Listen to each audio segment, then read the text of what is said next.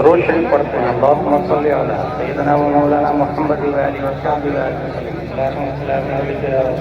सल्लल्लाहु अलैहि वसल्लम।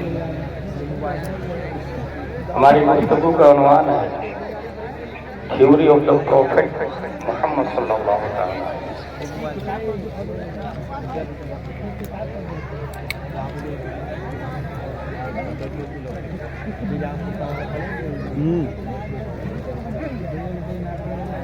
जिस जमीन पर आप बैठे हैं उस जमीन को जमादार कहते हैं। खाती पीती नहीं, चलती फिरती नहीं।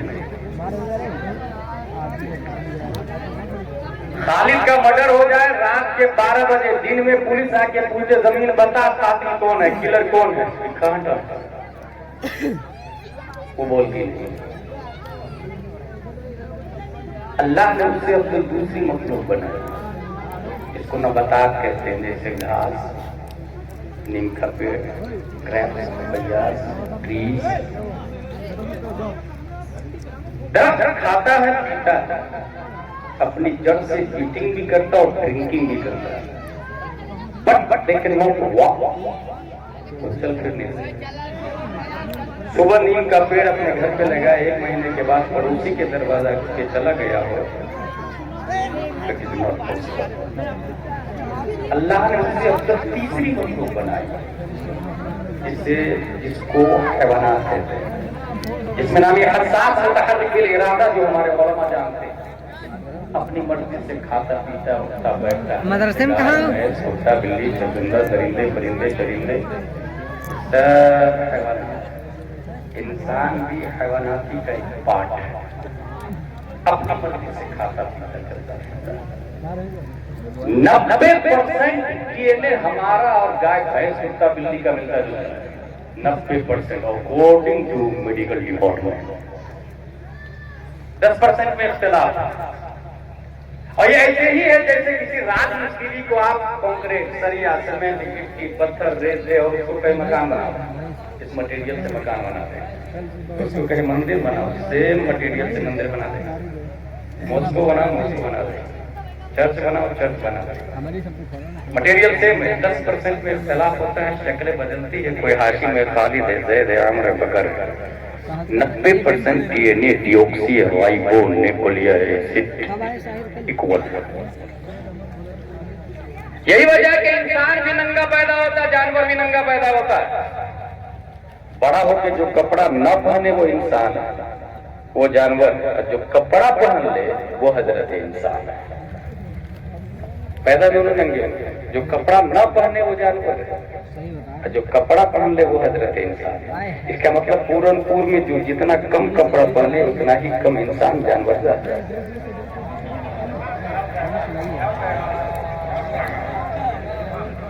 नजरसानी करे वो लोग जो अपनी बेटी को शॉर्ट ड्रेस में देखना पसंद करते हैं।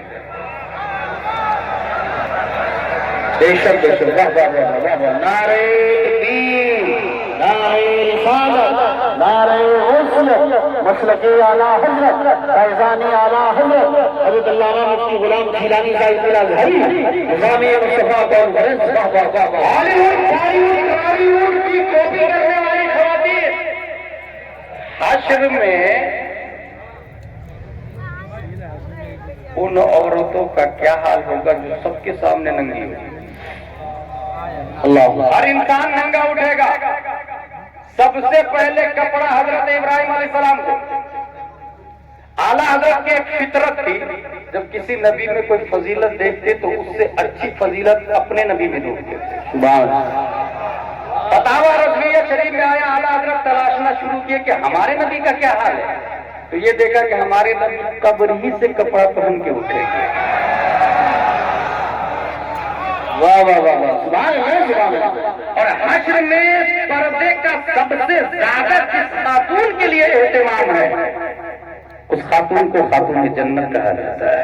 सुभान अल्लाह। इंसान अगर आपके सामने से 5 की स्पीड में जा रहा हो, खालिद जा रहा है, लेकिन 100 की स्पीड में जा रहा है, सोचेंगे हम कौन गया है।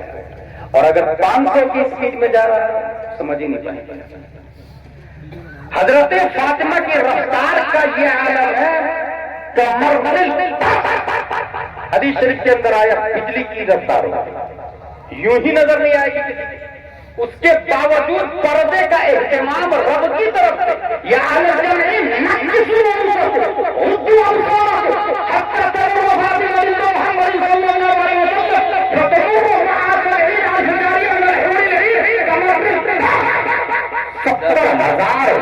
की सिक्योरिटी में। वाह वाह वाह वाह, सुभान अल्लाह सुभान अल्लाह। और ये 70,000 हुए कैसी है कि राउंड में हुए, और राउंड भी रफ्तार के साथ में पूरा राउंड भी गर्दिश करेगा तो यूं ही नजर नहीं आएगी। प्लस में बिजली की रफ्तार है, उसके बावजूद रब की तरफ से पर्दे का एहतमाम है कि या अहल जमे हश्र वालों, जिसमें नमाजी भी दाखिल है, आलिम भी, गौस भी, अब्दाल भी, वली भी, अंबिया भी, रसूल भी, सब अपने सर को झुका, आंखों को बंद कर, ताकि एहसासे मुरूरे फातिमा तो ज़हरा भी ना हो रहे, एहसासे मुरूर भी ना हो रहे। अगर रब न फरमाता तो एहसास ही नहीं हो, लेकिन रब की तरफ से एहतमाम पर्दे का, और ये एहतमाम सिर्फ इसलिए है कि इस खातून ने दुनिया में इतना पर्दे का एहतमाम किया, इतना पर्दे का एहतमाम किया कि जिसका आंचल न देखा महो महर ने, उस रिदाए नजाहत को लाखों सलाम। जो खातून दुनिया में पहनती है करोड़ों के मजमे में रंगी होगी, अगर वो चाहती है वहां पर्दे में रहे तो यहाँ पर्दे का एहतमाम करे। सुभान अल्लाह सुभान अल्लाह, वाह वाह वाह वाह वाह। इंसान भी जानवर, भूख दोनों को लगती है, इंसान को भी जानवर को भी। भूख मिटाने से पहले हलाल और हराम की तमीज न कर वो जानवर है। देखो हराम को लात मार के सिर्फ हलाल खाए वो हजरत इंसान है। इसका मतलब पूरे में जो हराम खाता है वो इंसान है ही नहीं। योगी इंसान मान सकता है, मोदी इंसान मान सकता है, गवर्नमेंट ऑफ इंडिया इंसान मान सकती है, कॉन्स्टिट्यूशन ऑफ द वर्ल्ड इंसान मान सकता है, इस्लाम इंसान मानने को तैयार है। बेशक प्यास दोनों को लगती है, इंसान को भी जानवर को भी। प्यास बुझाने से पहले पाक और नापाक की तमीज न करे वो जानवर है।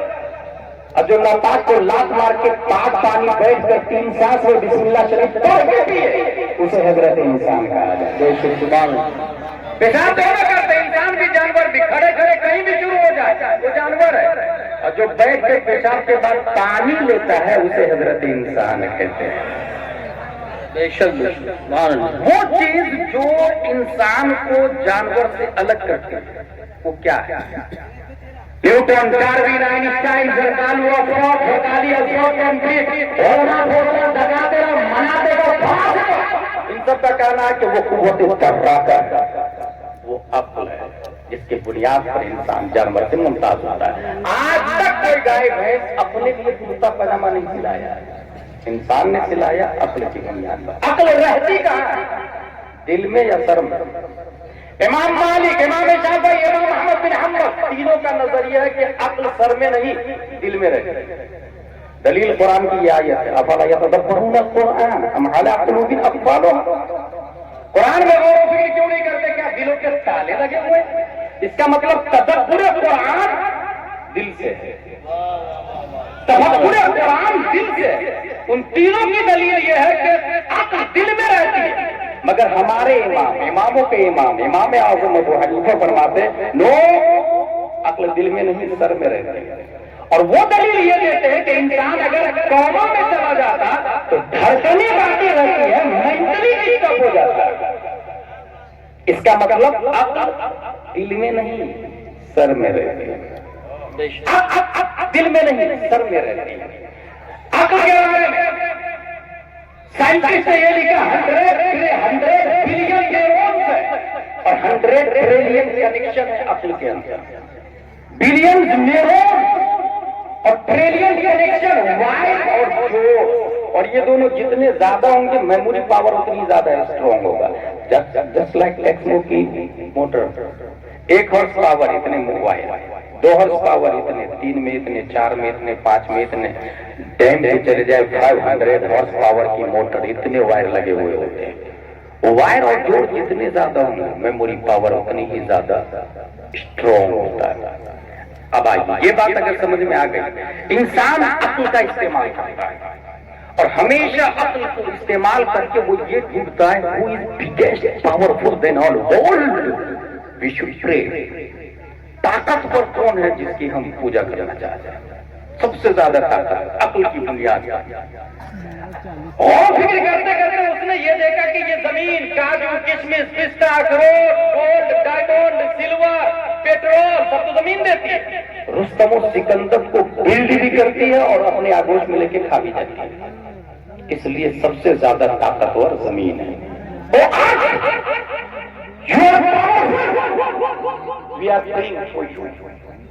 हम तेरी इबादत कर रहे हैं, तू हमारा मर्दा है।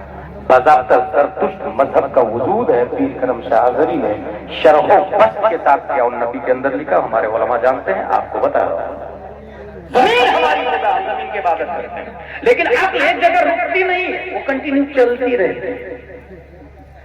500 ग्राम मिट्टी का ढेला, 50 ग्राम पत्थर, दोनों को आपस में टकराए।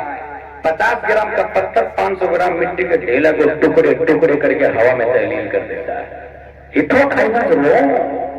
मिट्टी पावरफुल नहीं है, उससे ज्यादा ताकतवर तो स्टोन है। माफरूतियत की लिस्ट से मिट्टी को खारिज किया और स्टोन को you are our god, we are praying for you. लोगों ने पहाड़ की पूजा शुरू कर दी। गिरनार पहाड़ है जूनागढ़ में, 300 करोड़ देवी देवता लोग पूजा करते हैं। मुफ्ती आजम हिंद उस पहाड़ पे चढ़े थे अपने खलीफा के साथ में, और मशहूर जमाना कलाम तू शमए रिसालत है आलम तेरा उसी पहाड़ पे नहीं गए। उनके खलीफा ने मुझे गुजरात में बताया कि हम बकरा ले जा रहे थे जब करने दावत करने के लिए, पहाड़ ही पे दावत होगी। जब ऊपर ले जा रहे थे बकरा चढ़ नहीं रहा, कान में बताया बकरे को कि मुफ्ती आजम की ज़ियाफत के लिए ले जाया जा रहा है। इंसान पीछे, बकरा आगे आगे चलने लगा। सुभान अल्लाह, सुभान अल्लाह, मीटर जिसकी ऊंचाई है, नेपाल की भाषा में सागर माता कहा जाता है। You are our god, we are praying for you. अक्लमंदों ने उसकी पूजा शुरू कर दी। धमतरी छत्तीसगढ़ का एरिया, बड़ी बड़ी चट्टान को मशीन उठाती है और लोहे की मशीन में डाल देती है। लोहा की मशीन पहाड़ की चट्टान को पाउडर बना के ट्रेन के डब्बे में डाल देती है। अक्ल ने सोचा no no no, I was wrong completely. पत्थर ज्यादा ताकतवर थोड़ी है, उसका बाप तो लोहा है। उसने माबूदियत गॉड की लिस्ट से पत्थर को खारिज किया, लोहे को दाखिल कर दिया। लोहारा का जमाना तरक्की किया, थ्योरी तरक्की की, नजरियात तरक्की की। मियां से ज्यादा टेम्परेचर पर लोहा को रख के लोगों ने आग के जरिए लोहा को पिघलाना शुरू कर दिया। तब ये देखा कि आग लोहे को पिघला के सयाल मादा बना देती और लोहा को बहने पे मजबूर कर देती पानी की तरह। जिस शक्ल में चाहे लोहे को आग ढाल देती, लिहाजा ताकतवर लोहा नहीं आग है। अन्न के माबूद जिस जमाने में ख्वाजा आए थे, हजारों जगह आग की पूजा भारत में हो रही है। You are our god, we are praying for you. नजरियात करते हैं, आप आगे बढ़ते हैं। ये देखा कि नारायण नमरूद आसमान से बातें कर रहे हैं, बारिश के चंद खतरात आके उसे काफूर में बदल दिया। सुनामी लहरें आई है, 50 मिनटों में जमीन कर दिया। रिजेक्ट किया उसने आग और कहा सबसे ज्यादा ताकतवर वाटर है। समंदर की पूजा शुरू हो गई, छठ पूजा वजूद में आ गई। गंगा यमुना की पूजा शुरू हो गई, दरियाए दजला फुरात की पूजा, दरियाए नील की पूजा उमर फारूक आजम के जमाने तक जारी थी। और तरीका यह था, मिस्र की सबसे खूबसूरत लड़की को ज़िबा कर दिया जाता सबसे हर साल। और अगर ज़िबा नहीं करेंगे तो पानी नहीं आएगा, सूख जाएगा दरियाए नील हर साल। हमें बिनास ने देखा, चंद लोग जमा है, खूबसूरत लड़की को ज़िबा करने वाले क्या कर रहे हो? क्या पूजा कर रहे हैं? कैसे कैसे जमा करेंगे? नदी चालू होगी, नहीं तो नहीं चलेगी नदी। फिर पियेंगे क्या? आज उमर फारूक के आस मैं पहले पूछूंगा अभी उसको रोका, उमर फारूक आजम से पूछा, उमर फारूक आजम ने सीधे दरियाए नील को खत लिखा। इंसान को नहीं, दरियाए नील को लेकर लिखा, अय्युहन नील इन कुंत तजरी मिन नफ्सिन फला